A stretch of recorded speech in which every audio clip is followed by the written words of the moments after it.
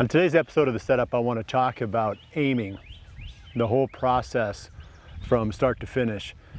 This is a topic that I learned piece by piece over many, many years of talking with experts in archery. You know, there's some trial and error, and I've learned a few things on my own, for sure, because everybody's a little bit different in how they approach, the trade-offs that are related to aiming. But there are also proven methods that work best for just about everybody. So my two primary authorities on this that I relied on were John Dudley and Randy Ulmer. So if you don't like what I have to say, you can blame those guys because I'm a product of their teaching. So first, let's talk about just establishing a breathing pattern. And this was something that Randy always really emphasized. You know, he felt like it was super important to oxygenate your body, and then, you know, for whatever activity you have coming up. So he would say, take a deep breath as you're drawing. Then when you get to full draw, let it half out and then hold it. So, I mean, it's easy to demonstrate that. I mean, it's not like you have to see me do it, but it's like, let it half out and then hold it. Okay, so that was one lesson.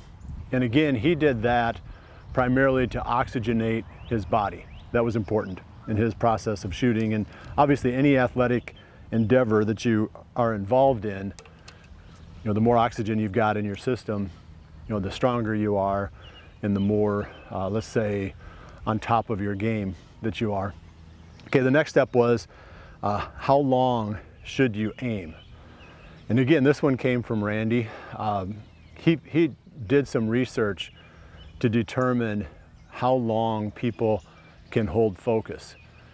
And there must be some study out there done by the military that said that 7 seconds was typical for most people, how long they can concentrate on one topic before their mind starts to wander. So his advice was get the shot off within 7 seconds after locking in. So you get back, you know, you get into your anchor spot, you get settled, you start to lock in on your target. Within 7 seconds, you need to have a routine that gets that shot off. It can be sooner, but you know, he didn't like going longer than 7. So what I do when I get to full draw, my cue is I switch from focusing on the pin and getting the peep and the pin, whatever they call that, the pin guard lined up within the peep. I switch from that to focusing on the spot that I want to hit. And as soon as my focus shifts, that's kind of like, okay, now I'm locked in. That's kind of like, quote unquote, my 7 seconds starts. So, I mean, again, there's not a lot in the demonstration of this, but okay, I'm at full draw. First thing I do, I get the peep and the round pin guard aligned, switch over to my pin, switch over to my spot. Okay, now I'm on my spot. I got 7 seconds. You know, it's easy for me to get a shot off within 7 seconds normally.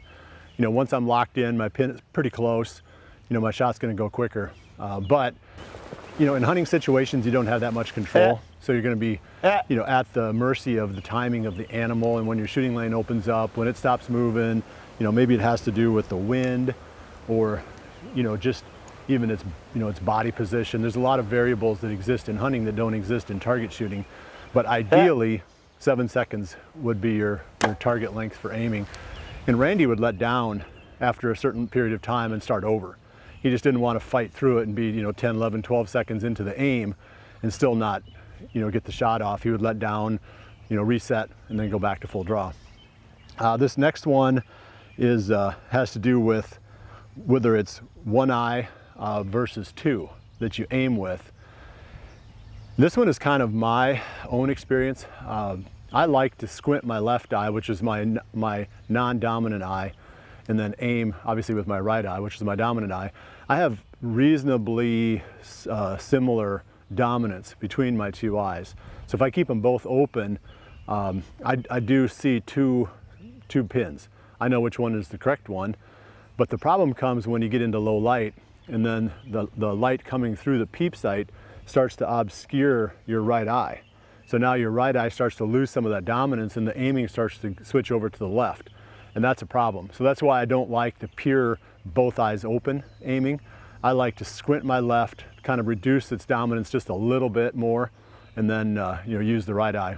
I like to have that peripheral vision that comes from having both eyes active. And again, this is more of a hunting thing than a target thing, because Randy always pushed toward closing the non-dominant eye, so there's no way that it can interfere whatsoever.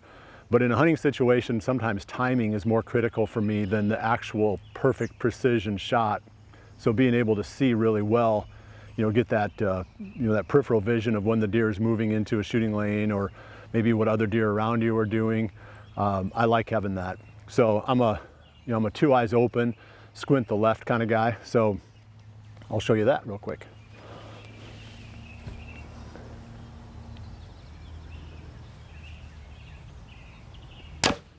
So I can see out of my left eye, even when I squint it. It just doesn't have any tendency to take over the aiming. Now, the question is, what's my pin doing while I'm aiming? And I'm not going to talk about the surprise release. We've talked about that tons of times here on the setup, but I'm going to assume that you have a surprise release method. If not, go back and watch some of those videos on that, because I really recommend that. So now I'm at full draw. What's my pin doing?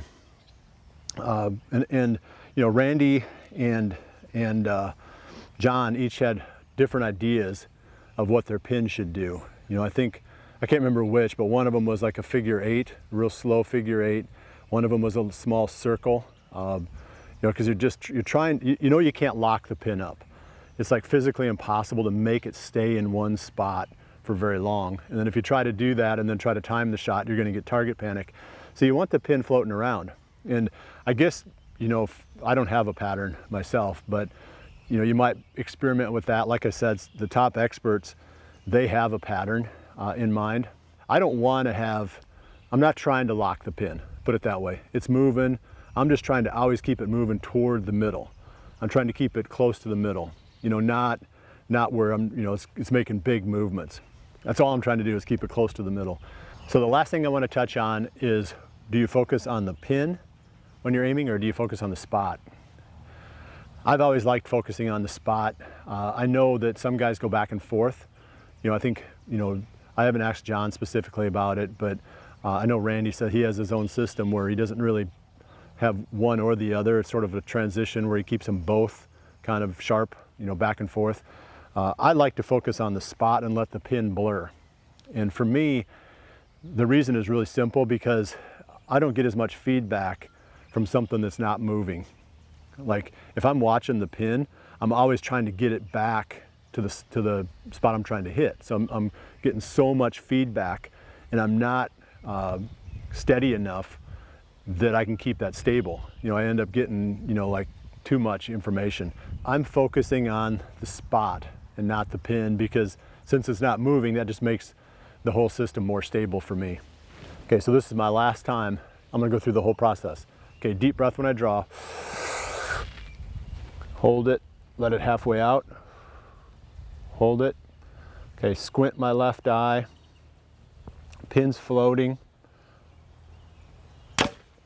Got the shot off within 7 seconds, and I was locked on the spot that I was trying to hit. So that's my aiming sequence. And like I said, a lot of that has evolved from experts that I've talked with over the years, but some of it's my own personal experience. And I think that's important. I think you're not going to be the exact product of the experts that you either listen to on podcasts or watch on videos or read in the magazines. Some of it's going to be based on your own personal experience. I appreciate you joining me. I'll see you right back here again soon for the next episode of The Setup. And remember to always dream big.